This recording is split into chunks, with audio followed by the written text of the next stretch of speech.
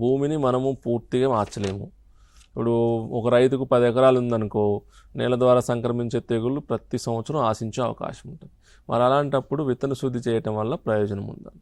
So ఈ యొక్క ప్రశ్నకి ముఖ్యంగా చెప్పదలుచుకుంది ఏంటంటే, ఒకవేళ రైతు సోదరుడు మనకి కంది పంటను సాగు చేస్తున్నారు అనుకో, సుమారు మనకి ఈ వికారాబాద్ నుంచి కర్ణాటక, రాయచూరు, బీదర్ ఆ ఏరియా అంతా కూడా ఎక్కువ శాతం కంది సాగు చేస్తుంటారు.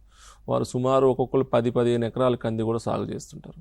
కంది పంటలో ప్రధానంగా ఏంటంటే మొలక శాతం, అంటే వేసిన విత్తనాలు వర్షానికి వేస్తుంటారు, వర్షాధారంగా పండిస్తుంటారు. కాబట్టి వర్షాలు అధికంగా లేకుండా వర్షపాతం తక్కువ నమోదైనప్పుడు ఈ యొక్క మాయిశ్చర్ అనేది, తేమ శాతం సరిగా లేకపోతే జెర్మినేషన్పై పూర్తి ప్రభావం ఉంటుంది.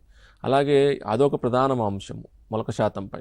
అలాగే ఈ విత్తనం ద్వారా సంక్రమించే తెగుళ్ళు ఆశించడం వల్ల కూడా ఈ యొక్క మొలక శాతం అనేది గణనీయంగా తగ్గిపోతుంది కనుక, అలాంటి సందర్భాల్లో ఈ నేల ద్వారా సంక్రమించే తెగుళ్ళు మరొక కొత్త అంశం అన్నట్టు.